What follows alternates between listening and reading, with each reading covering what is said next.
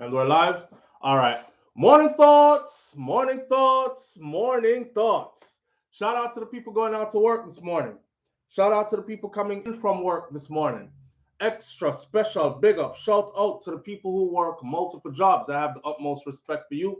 Shout out to my entrepreneurs, my stay at home moms and pops, my retirees. Shout out to the drivers.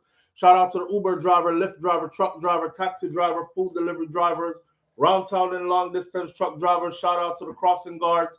Shout out to the school teachers. Shout out to law enforcement personnel, medical field personnel. Shout out to whatever your job description is, payroll attendees, the chefs in the kitchen. Shout out to the secretaries in the offices. It's payday. For most people, it's Friday. So shout out to the payroll attendees. Shout out to every single clean hearted, good hearted person who wants good for others as much as you want good for yourself. You're a good person. Shout out to you. Manners and respect to everybody tuning in this morning. I appreciate you greatly. And on days like this, it's the weekend, it's the last day, it's Friday, and we normally say, it's the freaking weekend, baby! Clap it up, clap it up, clap it up, clap it up. We made it through another week, man. You made it through another week. Man, a whole lot of deaths and stuff happened this week, and you were not one of them. You made it through another week. All praises due to the Most High.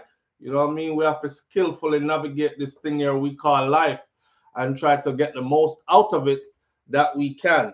So this morning, I actually woke up this morning. I'm so excited, guys and ladies and gentlemen. I know I start call woman guys. It's kind of a thing that Americans do. Kind of a thing that I don't really agree with because I don't want to look for my woman one day and say, well, go and charge it. What, me G? Yeah. So I don't call guys women guys and guys women. I'm not that confused. But ladies and gentlemen, this morning is the second morning that my little man, Makai, is off to school. And I'm super excited about it because the little man, y'all seen him. A lot of you who've been following us for a while, you remember when Shakira was pregnant, and then you got to see the baby boy grow. And it's amazing how fast time is flying by. Watching him go off to school with his book bag on his back and all these things. He's super tall. I told you all that guy is tall, extra tall. So since we share it on IG and not too many of you follow me, I'll ask you to follow well, I'll share it with you here. So that's Kai, and that's his first day of school. Already, this baby just come out of belly. This baby just came out of belly. So this baby right here is now a schooler, going to school. So I was nervous all day yesterday. Yesterday morning, we didn't do the live. It was, some normally take one day off during the week to put things back together again and so we can forward with some productive stuff on the channel, right? That way I'm not just throwing you foolishness just to save space.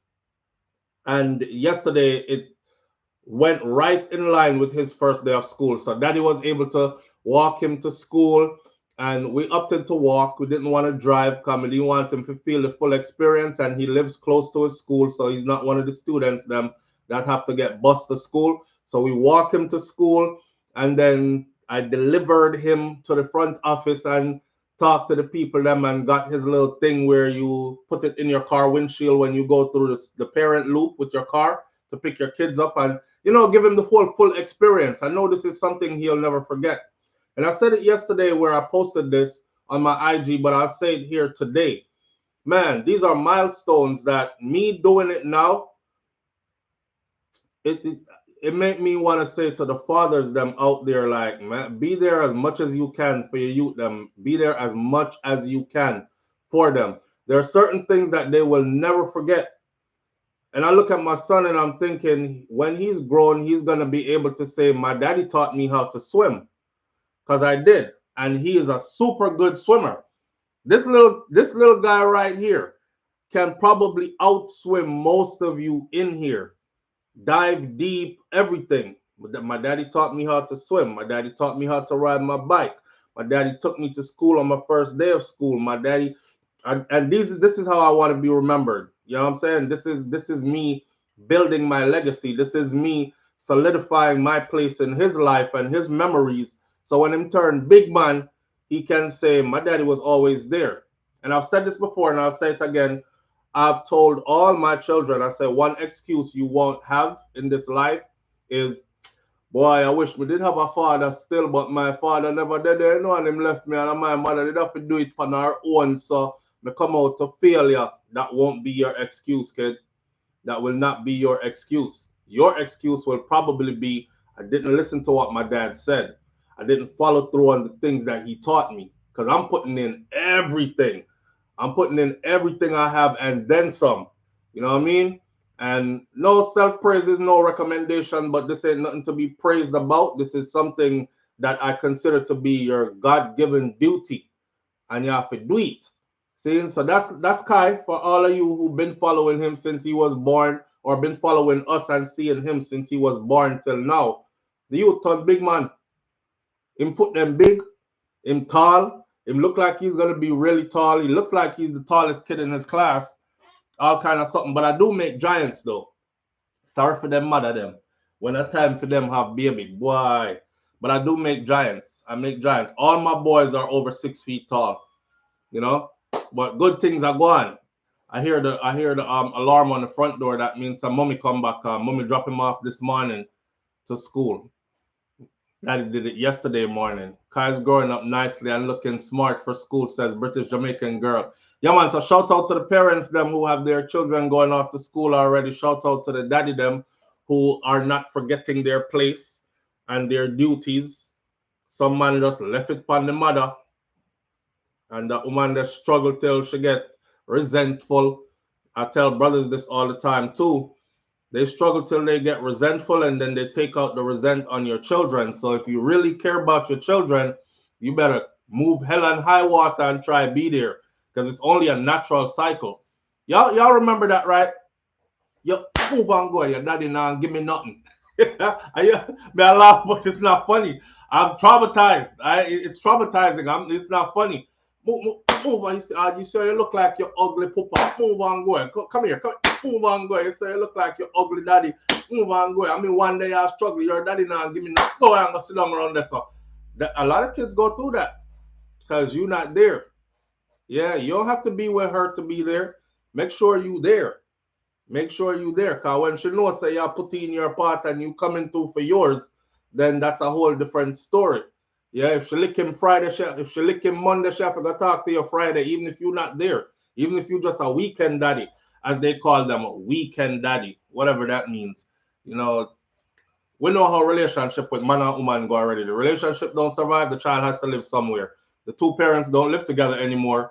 The child obviously can't be with each other equally. So naturally, a divorce or a separation will turn you into a weekend daddy in most cases, unless the woman says, I don't want them, you take them and I'll take them on weekend. But most of the time, it happens the other way around. Sometimes it happens like that because the woman wants the child support money, because it's a part of her income to enable her to live independently.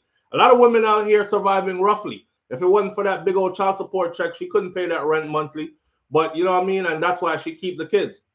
She don't really keep the kids. You know that mother that will have girls' night out every week, hair and nails done and these kind of things, partying and them something that, yeah, the child support money I helped do all that. So if it wasn't for the child support money, she wouldn't be able to do that. But the good mother them, if they split up, that's how the system are gonna work it out. So I don't blame no daddies for being no weekend daddy, because that's when you're permitted to be there. Just make sure, say your 3 days them or 2 to 3 days them that you get, since you have them on the weekend, make sure it feel like a month, right? So you impart knowledge, you do things with them, you involve yourself with them, not just stuck them on a tablet or some electronic device and go about your business and then return them to sender at the end of your 2 days or 3 days with them. Just some little advice may I give still on parenting. Sheldon Pinnock says, train up a child in the way that they should grow, so when they get old, they will never depart from it. Proverbs 22 verse 6. See them right? So Miss Ruby and Mas Clevey. And anybody who knows me knows. Train up a child in the way they should grow. Not only train up a child in the way they should grow, I could explain to you fully the spare the rod and spoil the child part of of the thing too. Spare the rod and spoil the child. For some reason, they loved that part of the Bible. Spare the rod and spoil the child. Now, rod now get spare around you because I'm not trying to spoil you, so your ass getting cut. That is what we can't do that no more. Your child run to 911 or run to them school counselor, and next thing you know, your home is invaded. Here in the US, anyway, your home is invaded by agents. Them want to look under the bed. Them want to looking at the fridge. Them want to looking at the cupboard. Them take your child out of your house, carry your child gone into the system. Child Protective Services, blah, blah, blah. It's a long story, so we can't spare rod and spoil child and go off of that no more. I'm not sparing no rod, because I'm not spoiling no child. Oh, the hell you are. You are. You better learn patience. You better learn to talk. You better talk till your throat all dry like me. I think my youth them just laugh after me, man, at this point. But they're gonna have to live with whatever consequences come from that. I got teenagers now. So when my teenagers are here, you know, I'm a man that don't like my house dirty. So when my teenagers are here, I'm like, y'all too big for somebody to be cleaning up behind Uno. You know, 16 and 17. Come on, man. You can do your own laundry. The washer and the dryer is right there in the garage. And I like few days when we are scrubs. We show them how to do them laundry, right? All the stuff you need is right there above the machines. I tell them my kitchen, nobody goes to bed without the kitchen being cleaned up. I don't want to wake up and see pots and pans and plates and cups all over the place.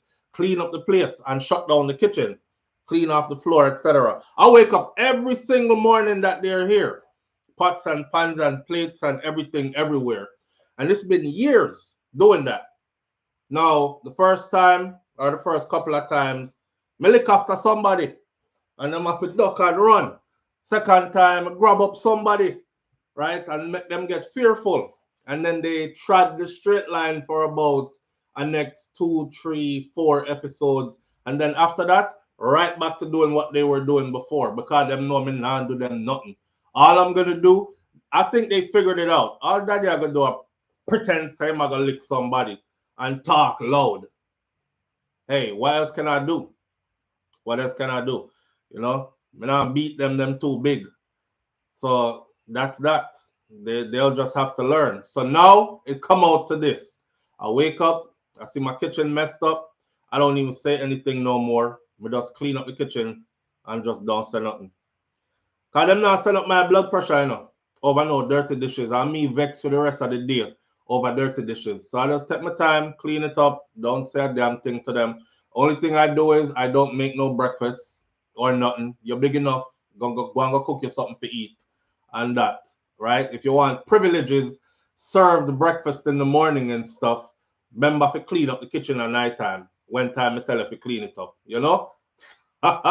Know exactly what you talk about. Hold on, the Pussy Galore says, morning and happy birthday to your baby, Leo, like myself. We need to get back to that.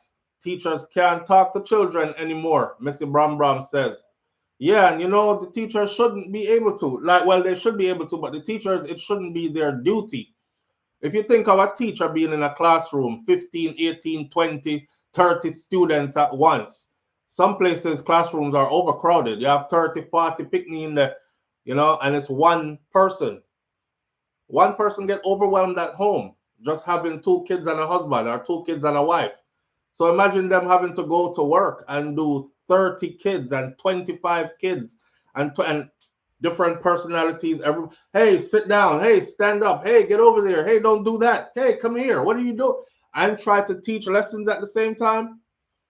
Nah, so I'm gearing my kids not to be disruptive and disrespectful and all them things. They start at home. It starts with parenting. And that's what we're doing.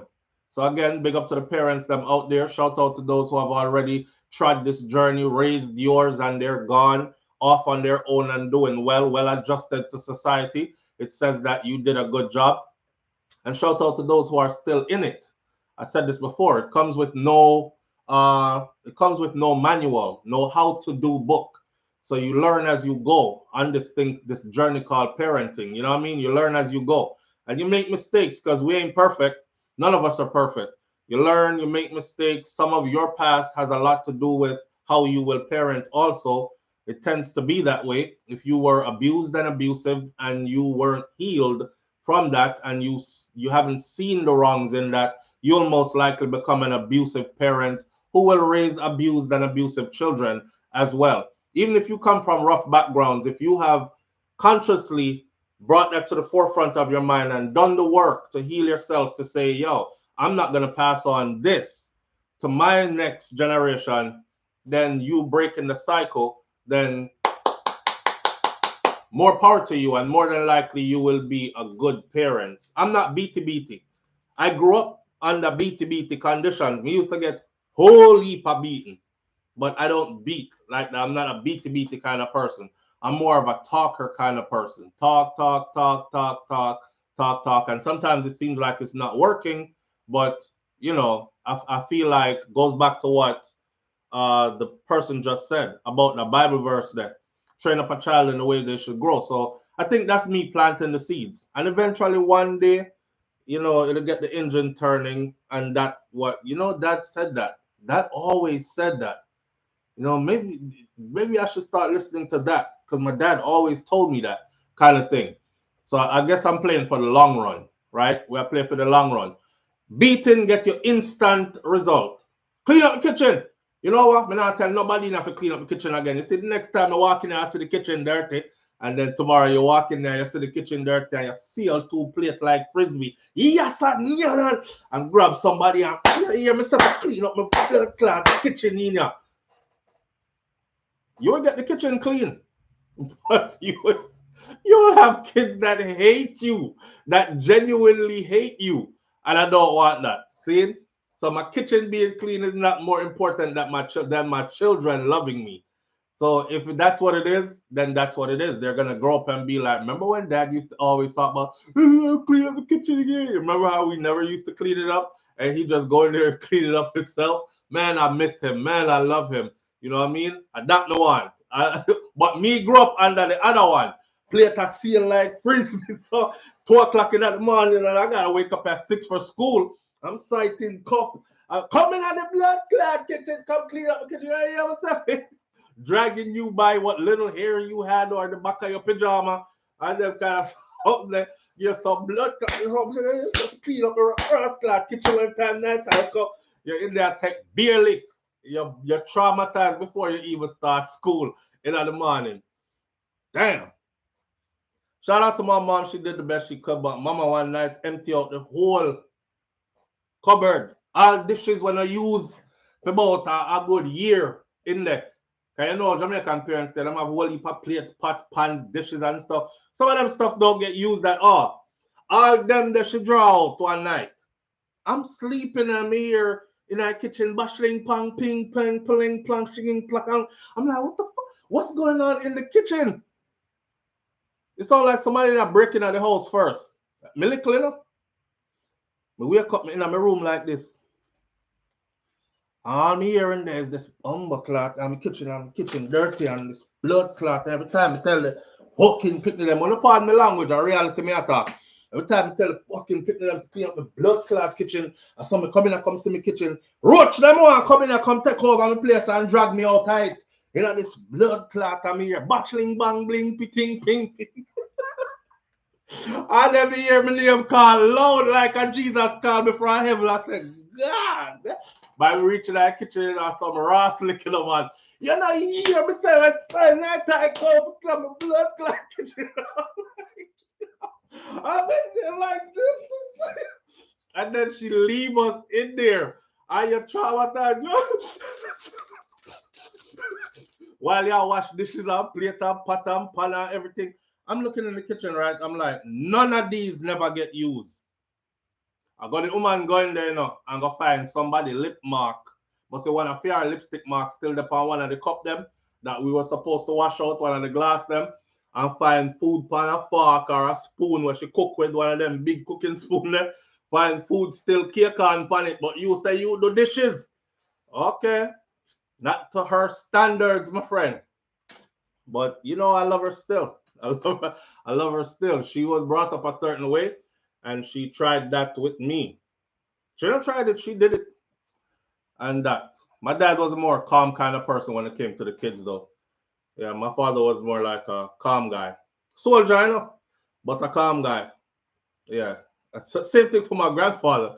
My grandfather was a calm guy. He's the kind of guy who just look by you and shake him head and go and chuckle. And then you hear him say under him breath. And the day me hold you upstairs there, you see. Oi, your mother stay foreign and feel it. It's a blood clot. Me no want them kind of lick there. Me no want nobody lick me that my mother stay way foreign and feel it. So anything he said to do, yeah, do it. My grandmother now, she a different story. Miss Ruby, I beat you with words. You know, hear me say, big up in the kitchen. Come on, and them come from down there, so you know. Clean up my kitchen one time. Yeah, so we grew up them way there. Right. Enough like me get to Pussy Galore says, get all beaten for the younger ones because I should have known better. What Miss Ruby used to do is lock all of we in one room. All of us were locked in one room, my friend. And she used to, boy, it was traumatizing and funny at the same time. I don't know, some people are gonna be all psychological now and try to overanalyze people' life now. Listen, it's a time gone by. I'm holding nothing against them, and I'm not mad with nothing. But my grandmother used to send, when she asked who did this, and it was 6 of us in the house, children. Who did this? Nobody else says them. She said, okay. Nobody want to own up to it. So here what? Go over to the shoe block, them go pick your go over to the shoe block, them go pick your switch. She call it a switch. Go over to the shoe block, them go pick your switch. A shoe block, if y'all don't know, country people, where we come from, shoe block was the hibiscus plant them, and we had hibiscus lining the property, whole heap of long, tall hibiscus. So you could imagine all 6 away a march over there if you go pop off piece of whip. I'll come back, strip it down with 6 whip. Each person that hold them own torture device, you know. And Miss Ruby take them and line them up and put them in a corner. Go in the room. All 6 away gone in the room. I should just start share liquor. I ask you one more time. Is who did it? This time you hear, oh, me, no, say you're not someone, you're not talking truth enough. I'm going to make me get beaten for you. Oh. And then you hear the next one say, it's not me, stop telling life on me. Are you Terry? Are you me see you do it? Are you not seeing? Miss Ruby, turn up there. Your face don't change. Our face does. She watch we talk to each other, cry, and then before you know it, heaven strike, lightning in your backside. You hear, who's it? The first one get one, and everybody start running around in the room now. Who's it? And she just start sharing like now. Yeah, over here, son. One over this one around here, son. And then she focus down on one person until you get enough, come out of the room. You next, you get enough, come out of the room. And she just share lick till lick done. Yeah. I have some stories to tell you, see. Shoe block switch. Missy Brown, shoe block switch. A lot of people don't know about no shoe block switch. Some of them did need some, and some of them youth here today, them need some rotted shoe block switch. Them need some shoe block switch. They will grow different. We did think we're bad. All when we did go a road when we got older and link up with real bad company. But cause that did happen to you know. Go a road and link up with some serious people, you know, growing up, you know. I got friends doing life sentences. More than one. Now, my friend will get 80-something years in a prison out of Miami. And I talk about this very frequently every now and then. I look at my life today and I look at him. Boy, when you're young, you know, you're really dumb, you know, sometimes because you tell yourself, say, oh, that like a prison time, they don't nothing. They go do the time and everything. Them can't catch me. And man, I look at my life today, I'm passing so many milestones, you know. I'm watching all my kids grow. They're close to adulthood. I'm watching the young ones come up. Look at Kai. Kai just passed a milestone, heading off to school again. I'm free. I walk my child to school, make sure I'm there, all this. Yo, them man there, still in a prison, still have no children, can't get a visit, still doing time. They're probably going to do time until they die time. So I'm looking for all them things there. But you know what saved me was the shoe block switch. The shoe block switch them saved me. And the fear, the healthy dose of fear that was put into me by these people that raised me saved me. I'm afraid. I was afraid of my grandparents my whole life, even as an adult. I told y'all before, I used to go around my grandmother and hide my whole heap of tattoo them, used to hide them and dress up. You can imagine me come off a plane in a Jamaica and a long sleeve me have on. But I mean, most of the youngins wear long sleeve and long pants and sitting down there. Me don't know, them a bleach or something. But I'm coming off the plane, covered up completely, because I have to go see grandma. Or me reach airport, I mean a marina or a wife beater, tank top. And anytime I get close to Clarendon, I have to draw for y'all a long sleeve shirt and I'll have your stuff laid out, because that's how much I was fearful of them. I used to really think that them could have killed me. And I used to really think that they would kill me if I did anything. Not they would beat me, they would kill me. Me used to think of, especially my grandfather, who used to just laugh. You see it there, I call you upstairs there. Me used to think that them people that would really kill me. So I had a healthy dose of fear that kept me in line. You know, so me never got too bad and got too far. I've been around it, I've seen it, and I didn't know I have sense to leave from around it and gonna make sense out of my life and make better choices quickly before them turn really bad. Right. And that's the guidance that's gonna come into play that these youths are gonna need down the road. Jamaica run hot, Trinidad run hot. Somebody said, SouFLo, do the story out of Trinidad, so I'm gonna do it. Right?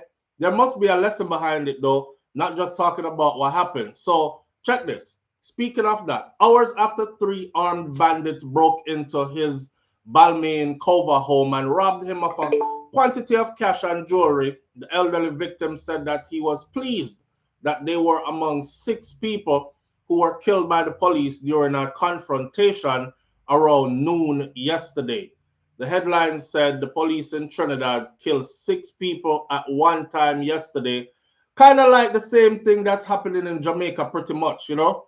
Right. Edward Taylor is 68. He expresses no remorse for the killers or the killings that happened, which took place at a house in Razak Trace, Calcutta, Road number 2 in Freeport.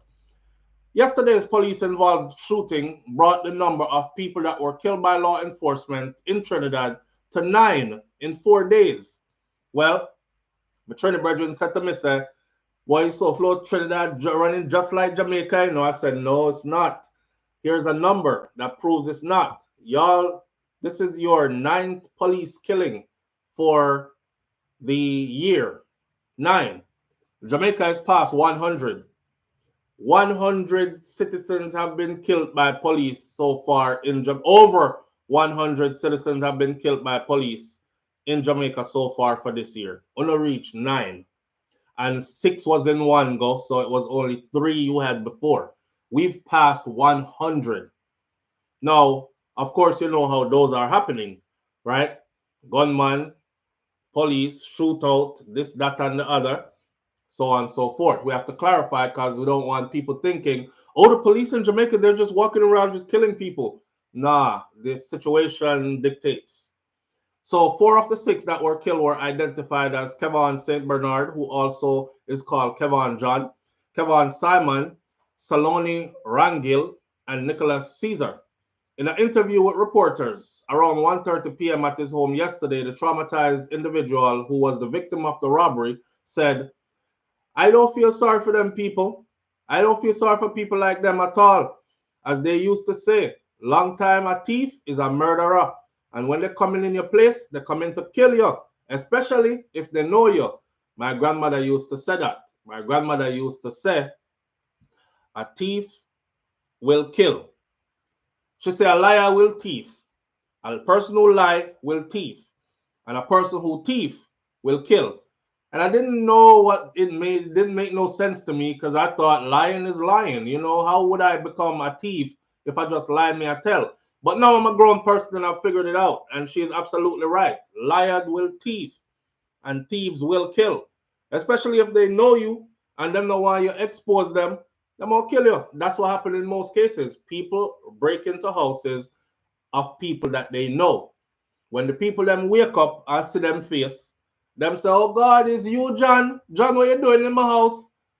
Them bashing the elder person head because they don't want the elder person going and telling everybody, say, it's John. I wake up and see him. I know him since he was 3. He used to go to church with us. He was a good little boy, you know. I know what he's doing breaking in my house. So that, it adds up now, those words of my grandparent. The victim said he recalled how the home invasion unfolded at about 6:30 a.m. when he was confronted by 3 men armed, each carrying a gun, as he came out of his washroom in his house.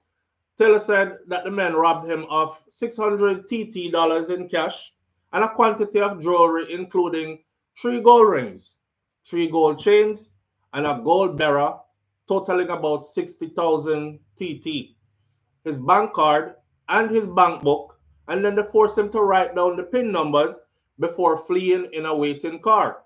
Residence in Cova for more than 30 years. He has been there. And I have no enemy here with nobody. I've been living right here for 30 years. He said that he doesn't drink, he doesn't smoke, he doesn't gamble, he's retired, and he's always home. Asking about the crime situation in the area now, both Taylor and the neighbors around agreed that they were accustomed to living free. It's a nice area, man can leave the door open, all kind of thing. On what he would say to the police battling the criminal elements, Taylor praised them, saying, right now, I would tell them they're doing a very good job when coming to these kinds of things. Although he did admit to feeling shaken by the robbery and would be staying with a relative for a few days just to get over this, Taylor said that he was so used to operating his own. To let criminals take away his independence is a no-no. Although now officers from the Central Division Task Force and Cova CID, under the supervision of Sergeant Blackman and Nelson, responded reportedly to a report by a member of the public that the getaway car was spotted at a rented house in Razak Trace. And here is where all hell broke loose. So the private house was reportedly rented by 2 of the suspects 2 years ago. The people living close by yesterday said that they never had any problem with these men, who they don't really know them, but they describe them as well-mannered men who were helpful around the place. Guardian Media was told that the rent-a-car allegedly used by the suspects following the robbery of Taylor's house was camouflaged in razor grass at the side of the house. So them have a big grass thing that use the razor grass, park the car, and cover up the car at the side of the house with the razor grass. It was alleged that the officer arrived at the property and identified themselves. Police, open up. They were greeted with gunfire from inside of the house. Man say, I ain't going out like that. We have to go shoot it out. And then the police did what they did and, returned fire, closed with and destroyed enemy, etc., as training says to do. And the 6 occupants were subsequently found in the house suffering from multiple gunshot wounds each. They were taken to the Cova Health Center where they were pronounced dead on arrival. We don't know how the part they go already, right? Right, because in the Caribbean, when police done pull you up a gunshot, yeah, their last thing is to save you. They be driving around like this. Yo, may I go the straight road, yo, here. And next squad is say, nah, man, make a left up here, so. But me go see what Simone do real quick if she a cook nothing good today or something. But the boy stay in her back and bleed out. And they get, yeah, so there, it's not like in the US, you will find more cases of a police shooting. They immediately start delivering first aid, trying to save the person they just shot. And a weird thing while I'm saying this, and I want you to notice this, in the US, if you are troubled in life and you're attempting suicide, is the only place I know that the police will shoot you before you commit the suicide. Remember, you know, yourself, you try kill already, you know. But them I tell you, say, stop, don't jump. And they will literally pull out them gun and tell you, stop, don't move, don't jump. And like they want to shoot you before you kill yourself. It's better for us to kill you than it is for you to kill yourself. And then remember, you know, you're troubled in your head mentally. So you try to kill yourself now. Guess what police do now? When them save you, them put you upon charges. So now you have criminal charges after you just try to kill yourself. But boy, that's a whole another story. So anyways, senior police officer said that the discovery of the cards that they stole from the man in bank card and bank book and all these things was a breakthrough in the robbery ring that had been operating in the Central Division in recent months. These man, this is not their first victim. A lot of people been getting robbed around this area. They've been trying to figure out who's been doing it.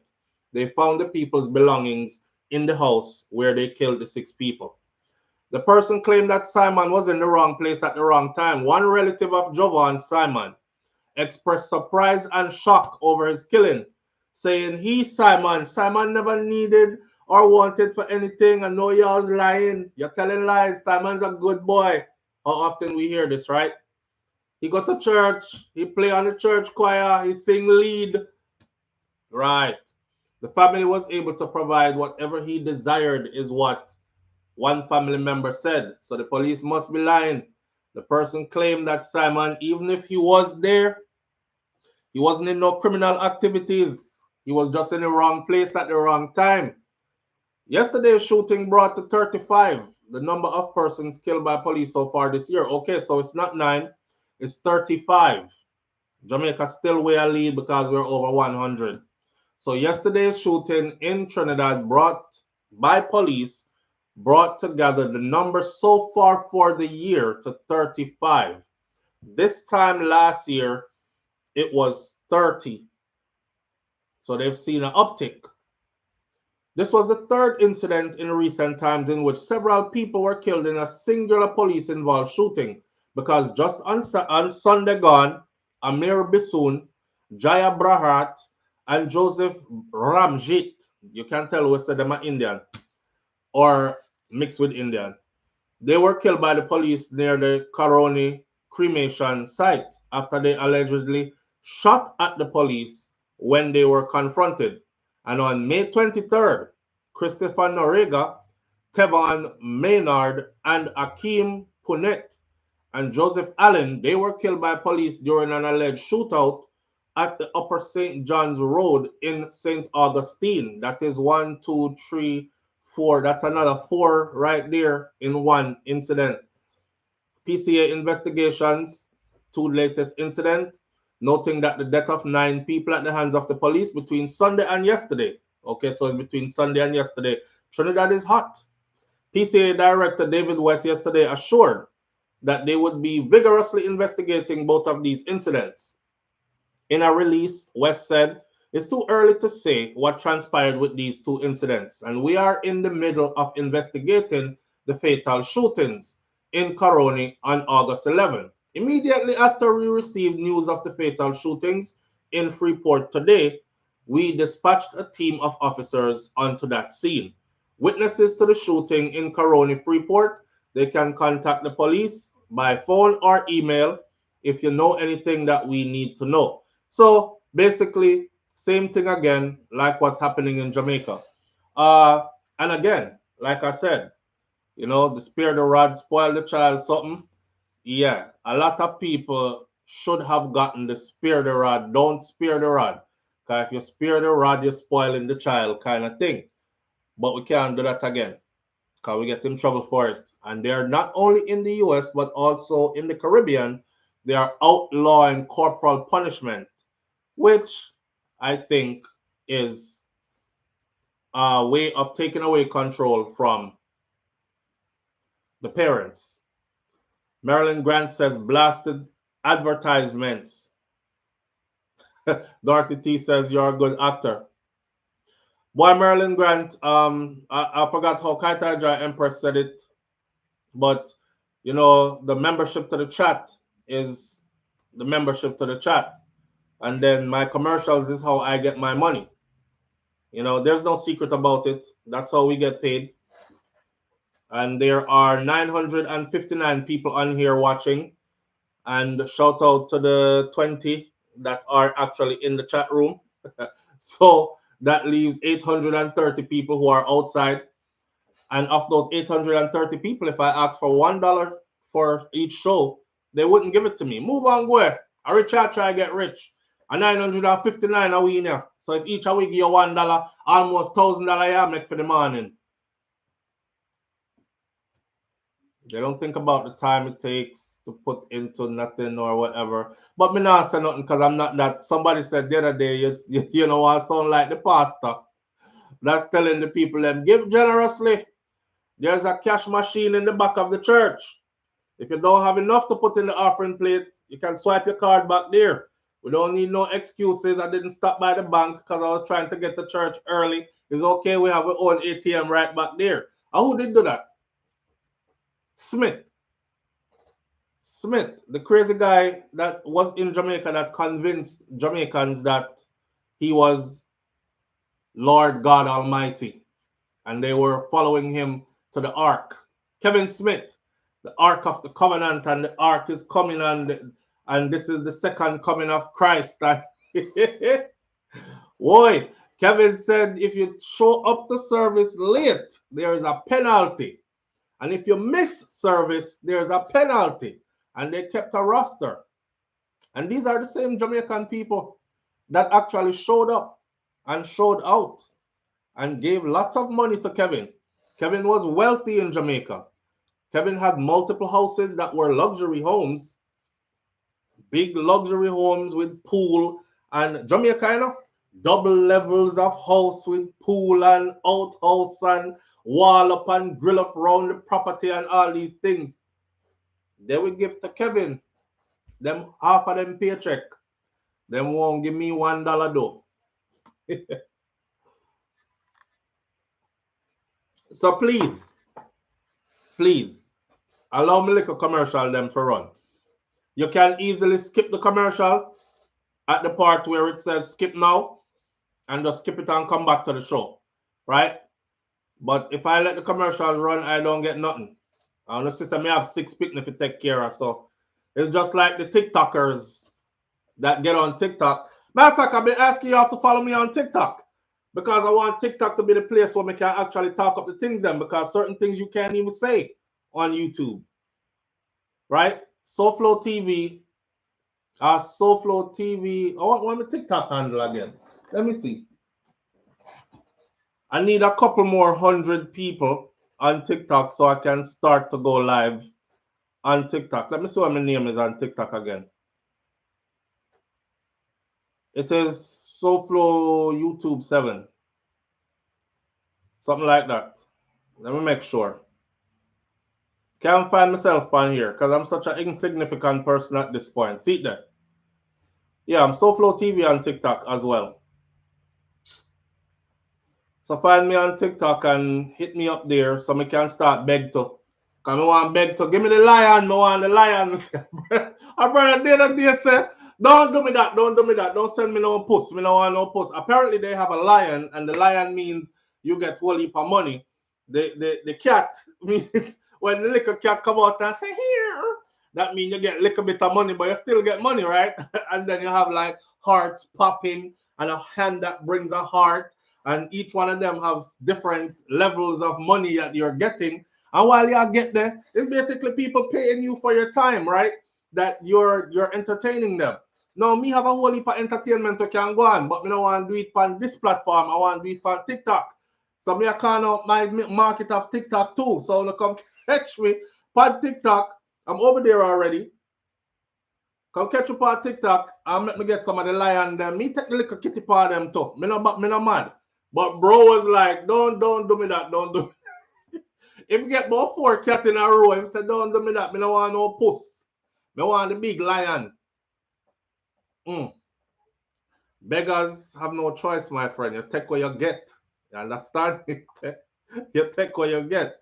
So, yes, follow me on TikTok, please. SouFLoTV. I think I want to eat this weekend. Yeah, that's soup and tacos meal that we had made. I think I want to eat that this weekend. See? But you get to see more different stuff over there on TikTok. When I just talk. SouFLoTV YouTube 7. That's my handle on TikTok. Let me say it again. Cause the day I give people all of the wealth and riches. Me want some too. SouFLoTV YOUTUBE 7. That's it. Easy.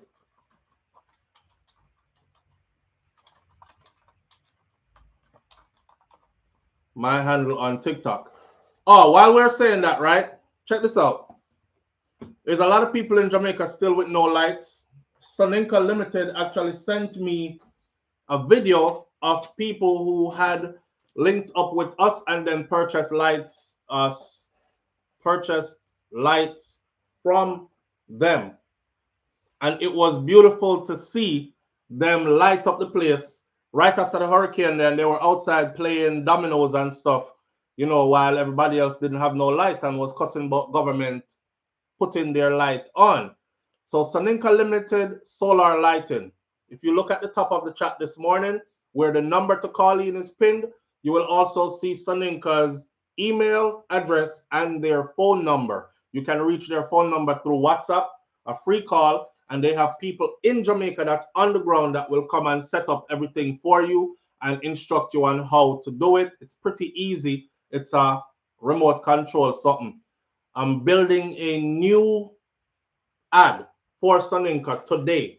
So I'll roll that ad out between sometime this afternoon and tomorrow, and you will see their ad rolling again. My computer did crash and lost the old ad that I had for them, but I think it's time to build a new ad because they have new things. They have interior lighting, exterior lighting, the street light. Them also have the roof panels, solar roof panels as well. And tell them, say, a SouFLoTV sent you, and you will get a deep discount.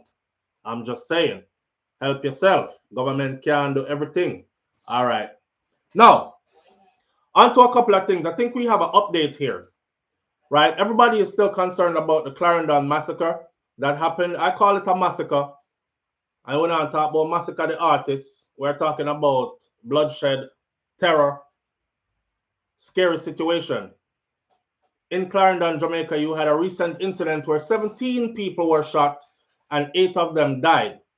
Well, to show you how serious the Prime Minister was, the Prime Minister come out and say, $25 million reward. Now, I must tell you that I have never seen them put up so much money for nothing.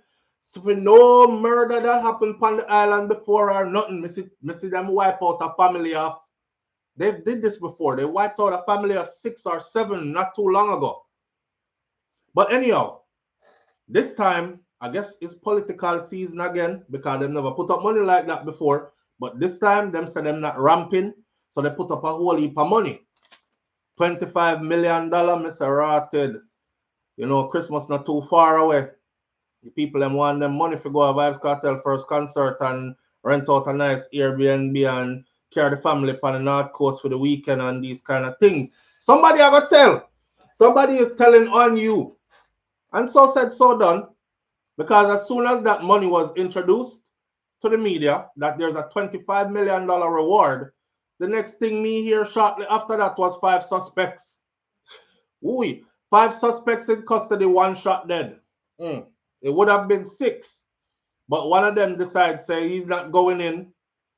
I guess he's been listening to Sean Storm's latest interview and Madsu's latest interview on Context Matters with Isaac Buchanan. By the way, if you haven't seen it, go over to Isaac Buchanan's YouTube channel, Context Matters, and watch yesterday. We've seen the Vibes Cartel interview.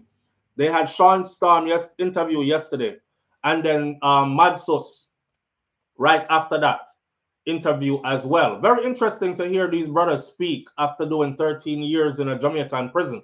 Sean said a bunch of things, and some of them I'm going to reiterate today because these are warnings. Shots fired. If you don't rot it here, nobody enough to say nothing when you feel. You hear me? All right. So $25 million put forward. And the information about this, to give us a little more context, is that this incident stems from years of falling out between what used to be two really good friends who used to get a lot of money together. The fallout took place overseas, not in Jamaica. The fallout took place overseas, and the war is being waged in Jamaica. It is about ill-gotten gains that were not shared up properly, and this has also led to multiple other murders and shooting incidents prior to this one happening. That means other people dead in other shooting incidents leading up to this. This wasn't the first one that has to do with these group of individuals. Some of them, they are prison in Jamaica. Some of them are overseas and they are free walking around overseas, which the Prime Minister said he's working with US authorities to make sure that they get those people.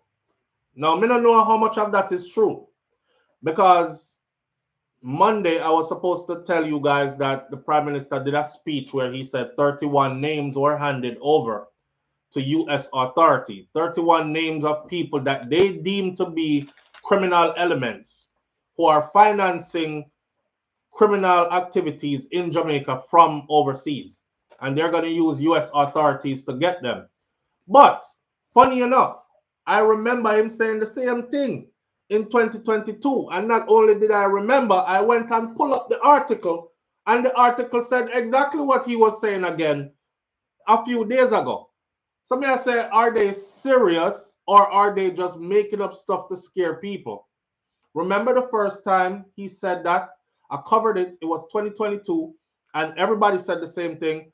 I want Andrew must say I want him friend them overseas for hide or run or something, because why would you tell everybody that we just turned over a list of 31 names of criminal individuals who are living overseas and financing criminal activities in Jamaica, buying guns and sanctioning hits and whatever? You know, quiet that information there and make the people them get to them job overseas if it is true. So hearing him say it again was a bit nostalgic. I said, him said this before, or am I living in a twilight? Let me go look this up and see if me could have find where it, and sure enough, it was right there. It was said before, the CM Ross thing again, right? I know somebody is saying, okay, SouFlo, but if you know that, keep it quiet because you yourself are putting criminal them. No, man, here's what I want.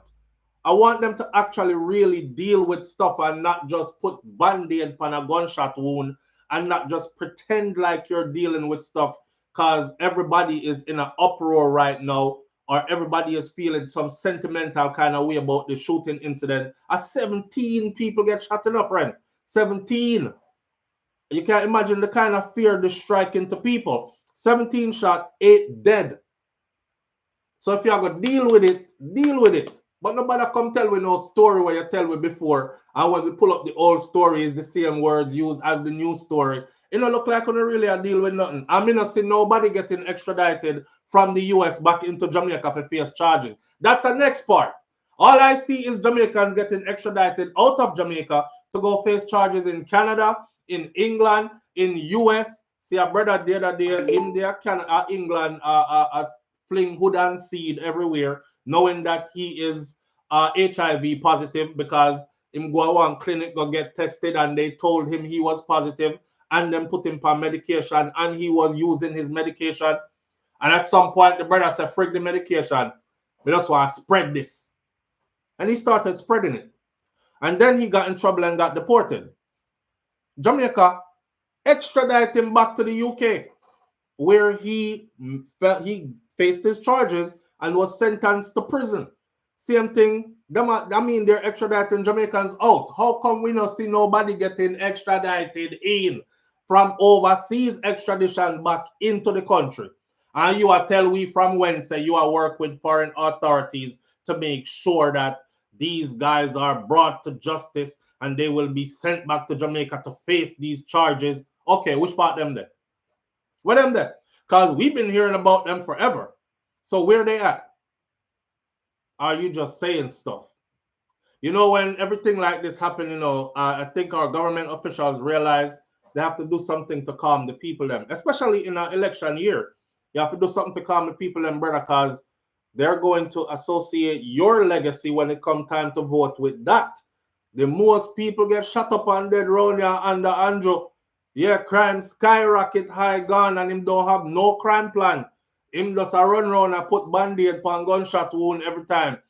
Fling out $25 million, the most me ever see them pay for information in a shooting incident.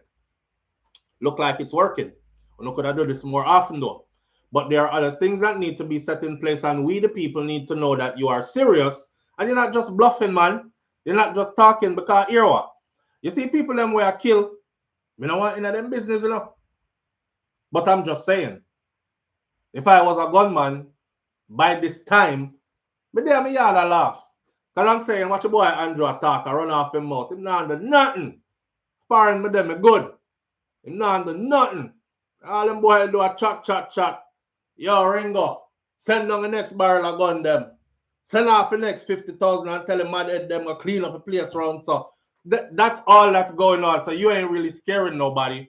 You just quieting the people to make them believe so you're on top of things. That's how I see that, sir. Right? I give credit where credit is due, and I give criticism where criticism is warranted. I just some mistake. Now I beg my friend, you know. Truth me I talk. See? Then yesterday now, here we go again, another incident. And the other incident involves more people. More people. First of all, in the Clarendon one, them capture another person again. The police have captured another suspect in the mass killing of 8 people, including a child, on Cherry Tree Lane in Four Parts, Clarendon, last Sunday. He has been identified as Leighton White, otherwise called Bonds, of Maypen in the parish of Clarendon. I don't know, say Maypen there, Clarendon, Clarendon there, Maypen. It's 2 in 1. All right. Reports are that White was reporting on condition of bail to a police station in a parish for a previous case of shooting when he was identified and held by the police. So, in other words, them saying they shoot up people already and them still give him bail. So remember one time me did ask to know how come Vibes Cartel them can't get bail. And me know countless cases of people out here who have murder charges who are out on bail. And they're out on bail, you know. And the thing what happen when them they're out on bail is a lot of the times everybody who is supposed to testify in that trial disappear. We don't know if I dead them dead and buried. We don't know if them move, run, we're gone foreign. We don't know if them hiding out somewhere in a cave up a Clarendon. We don't know what happened. They're just not to be found. What happens to the case? It gets thrown out. Typical thing that happens in Jamaica. This is why I kept pressing these cases so much when Cartel them was supposed to come out. Because I was telling y'all that it's the norm. A lot of people were saying, move on where? Yeah, what? Because him sing good music, you feel like say, yeah, your favorite artist, so him to come out pan bail. And I was like, no. Because it's the standard in Jamaica. Murderers get bail all the time. They get charged with murder and them get bail. So the law must work the same for everybody. That's all I was saying. Anyways, reports are that White was reporting already on conditions of bail to a police station in the parish for a previous shooting incident. And this time him show up to report and the police them grab him and say, you, we are look for.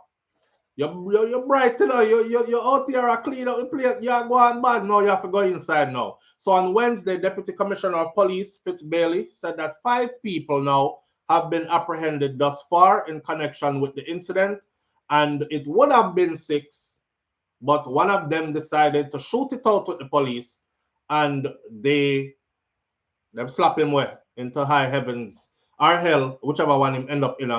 But somebody sent me his picture yesterday and said, is this your family member? It's not. That's not my family member. The brother with them kill is not my family member. He does look like my family, but is not my family member. All right? He looks very much like my younger cousin Ori. Him look like him could have been my younger brother. I think it attributes to, remember I know Clarendon.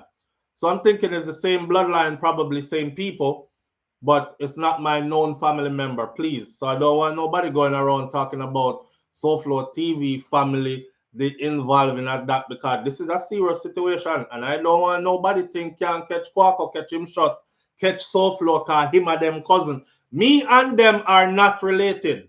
Let me clear that up again. Me and them are not related. The whole of my family are good people, them.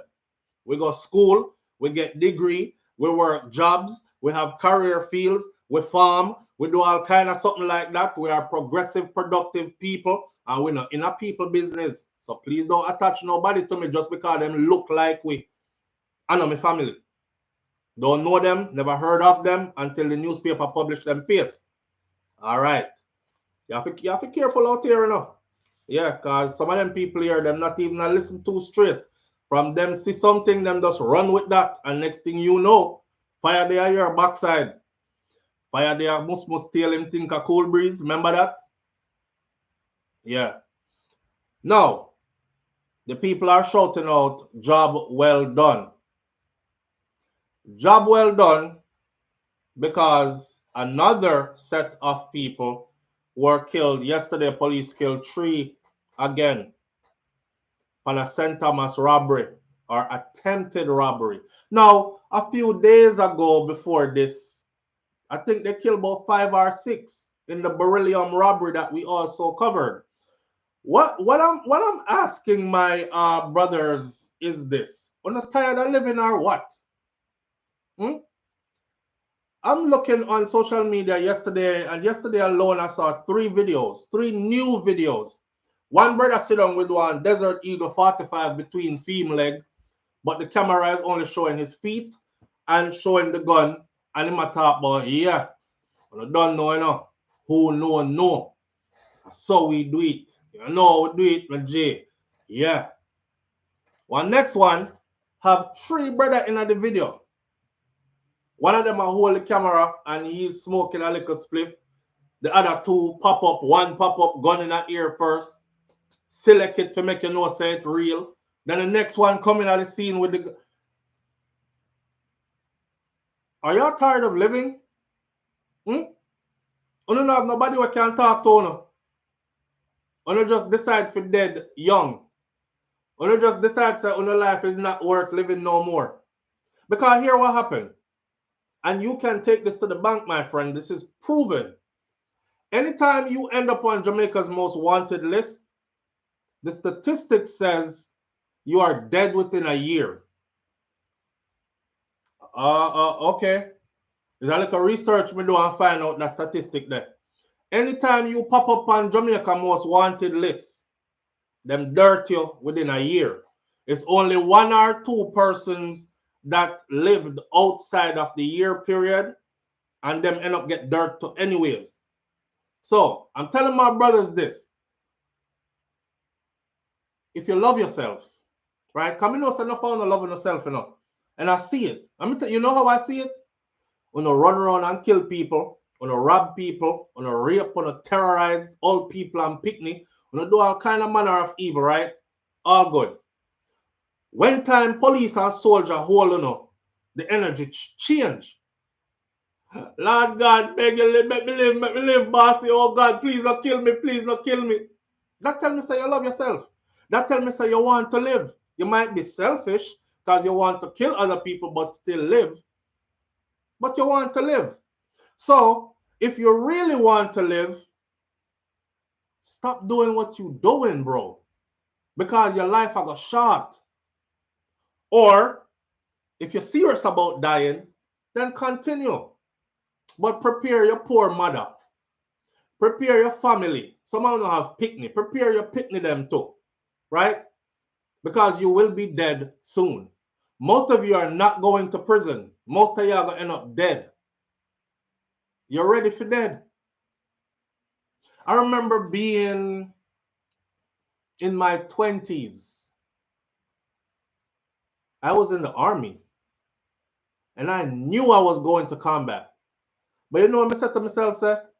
You see, before me take up that gunman something there, I prefer take up a professional gunman job when the military backs me and me can know say me have a fair fighting chance. I don't know what it is with y'all, but when I'm pre-life the right way. When not pre-life the proper way. All who in a rush to go to prison. All who in a rush to die. In a rush to break your mother's heart. The woman that carry you for 9 months, you know. Some are not premature, so I come a little bit earlier, but you know what I mean. She got through labor, pushing out, ball. In most cases, love, you know. Some of them have some frigged up mother that should have never had children. But most mothers, a good mommy them, even the one them that don't have it all, they still try their best with you. You're gonna break her heart like that.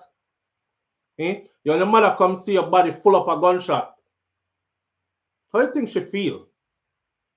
And knowing that is you did that to yourself. I tell you what the biggest problem is your friends. Is your friends. That's why I'm not keep friending you know. I'm telling you this already, I'll tell you again. I have a bag of rifle around me, whole heap of shot there, and some small gun there. And my wife there, and me picking them there, and me not have no man, not one friend we can come walk up my driveway, ring my doorbell and talk, oh, what go on, Flo? Make we hang out and play something that me know now, or come out tonight, Friday night, no make we go hang out around and so and so. Me not hang out. I me not keep friend. Cause me don't want nobody inveigle me in nothing. I'm a big man and my mind is steady, but still, I don't want nobody catch up in them things and me get catch up with it wrong place, wrong time. I'm living a life of accountability. So you say wrong place, wrong time, not even that. Come in and hang out with nobody. Come in and know what everybody I do. You can hang out with friends and don't know what they're into so much, you know. You know, say, yeah, man, you know, the gym, him wild already, him do certain things, but you don't know the depths of what him do. Man go around, so go call up a family and then come sit down and play domino with you. And you that they beat domino table and gunshots sail through your face. Because of him them a try kill. Not even friend me no keep. Somehow no bunch up in groups of 3s and 4s and 5s and 6. And when I look at the group, I say to myself, say, then the whole of them group up like that figure dead. Like, no, think about it. 6 I don't know as friend. 7 I don't know as friend. Like the beryllium robbery that happened the other day. You want to tell me say that one of them could have said, up in the car door, let me out. Because I telling us, don't do it. And still I got to do it. So let me out. Me gone. You really sit down there with your brethren them and make your brethren and you and your brethren them think out a stupid idea and think say it was going to work. That's for your life. For friend. Friend and company. My granny used to say, see, Miss Ruby said, don't make friend carry you go which part you can't carry yourself come back from. Me never forget that. Don't make friend carry you go which part you can't carry yourself come back from. Think about prison. Think about prison. You could have tough like nail when you're there road. That's when you reach in prison, you can't take yourself out of there. Water lick you and bust your head and kick out your teeth them and tell if you go around there so. If you're not strong and firm in the man in there, slap up your body jaw, them and call you a girl name. Think about prison. Think about how many friends ended up in prison by following friends. That's a place you can't carry yourself come back from. Right. Right. Think about grave, funeral, death. Oh, I'm going to give you a very important one that you need to think about. Because no founder don't think about this. No founder think say, oh, me? I kill them, I figure kill me, I figure catch me pan the nozzle car, me now go out. And that's how you find the ones who shoot it out to the police and dead. It's called suicide by cop. A lot of people do it. What you never think of is this. I see a brother post a video the other day, right? And they were helping him to transfer from his bed to his wheelchair and bring all his machines with him because him still hook up to a bunch of machines.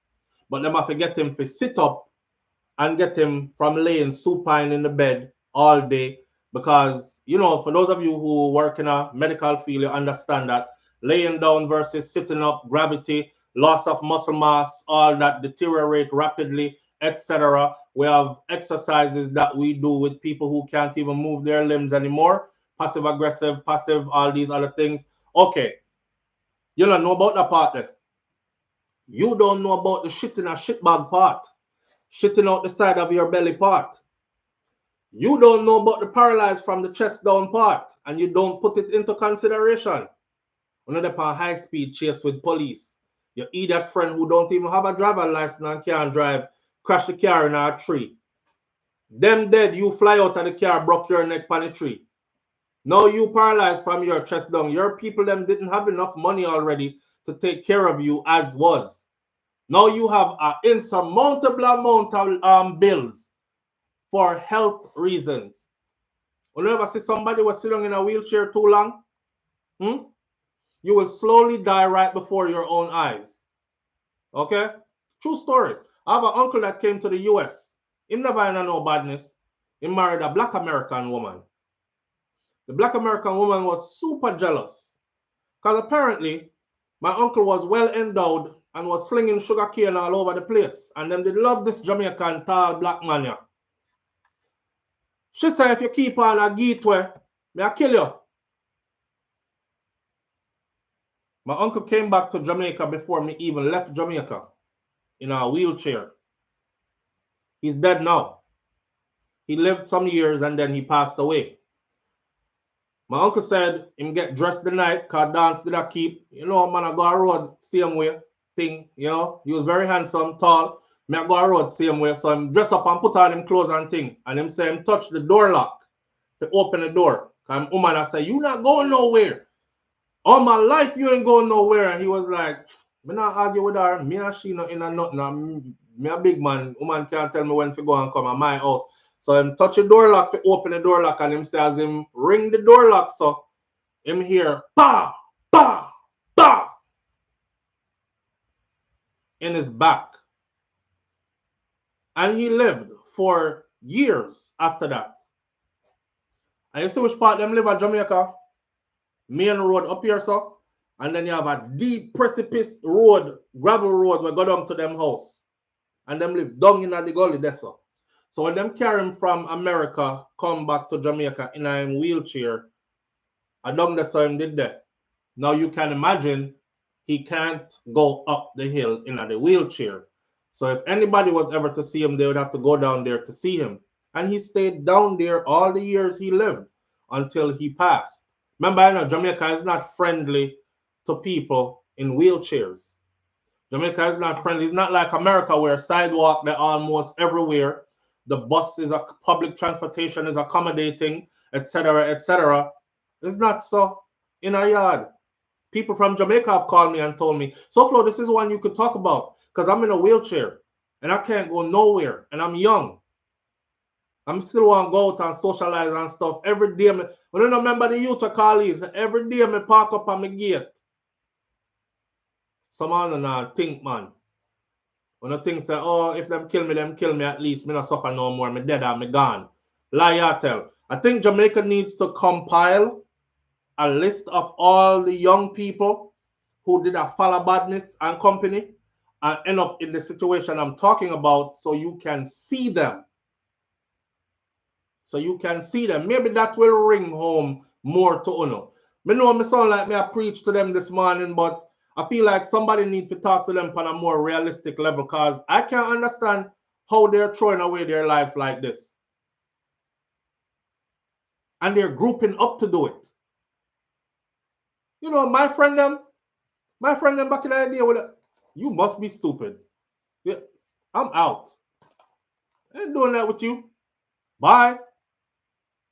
But Uno have some friend now where Uno come up with the dumbest idea them. And the man them telling us, yes, my G, I could do it.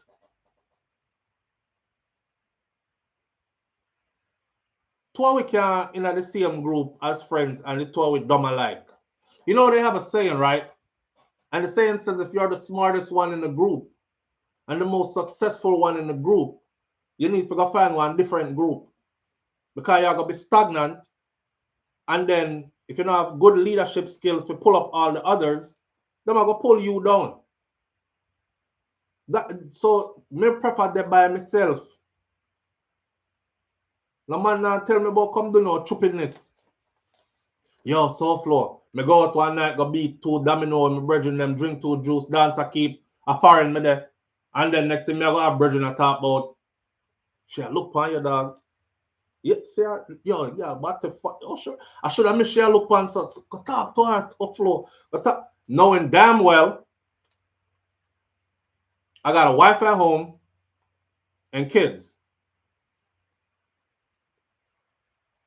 Next thing you know, me go frig up my marriage because my house mash up because my brethren them want me to be like them and chase girl. You see how friend can frig up your life? Message of the day is be careful of the people you're calling friends and keeping around you, my friend. Message of the day is life is beautiful. Life is beautiful. No make nobody tell you different. Life beautiful. It's some poor people out here when don't have much of anything and they're living the best life in the world. I don't know if you ever dive off a waterfall yet. But I don't know if you ever catch your own fish and scale them and clean them up and cook them yet. I don't know if you ever take a vacation to some place you've never been before yet and it's just joy. Live on the air with SouFLo. Good morning. Good morning, SouFLo. How are you? I'm good, family. How are you doing this morning? I'm torn listening to you because when I came to Canada first, I didn't think of social work at all. Mm-hmm. I was in my own business. Most social workers they say work take with people kids. I never had that. So my experience was hospital, emergency room, seeing people come in high, high on drugs. Mm-hmm. But I went into a rural community in the Arctic. In Canada. Mm-hmm. And I ran across a bunch of Jamaicans. I was surprised because I went to work in the hospital. Because we're everywhere. And what was shocking was the amount of people, because in Canada, when you come up and work, you have the ability to bring your family after. Mm-hmm. I was surprised by the amount of people whose kids had been left home.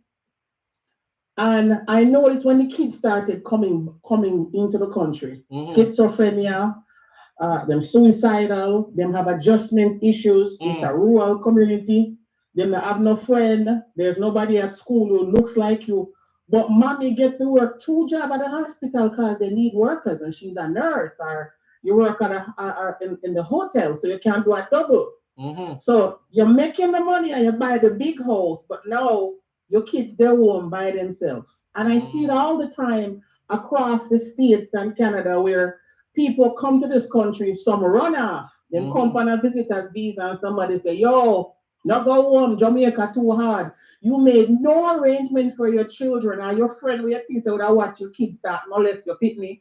And the person who you send the barrel to and the money, with them pitney have on the clothes, your kids are mistreated. And then the kids can't tell you anything because you can't do nothing about the situation because you left them with people who have no other choice. And we don't plan when we come to these countries what happened to our kids. So as you're talking about kids that follow bad company, so I end up doing some research on Jamaican barrel children. And a whole heap of kids that are Jamaica when their parents that are foreign. Some not have no papers, and even the ones who come legally, it take up to 14 years to get them situated. So imagine all of those kids in Jamaica, and then I see them come on foreign, where them live with them granny, and the granny never have no rules. And then you come to your mother, and your mother say, you have to come to my house 10 o'clock, you're a 16-year-old. But all your friends, them when you meet at school, are run the road, them are gone mall, and nobody tells you that if your friend shoplift, you can get charged. And we're busy working the almighty dollar, and we are work 2 shifts.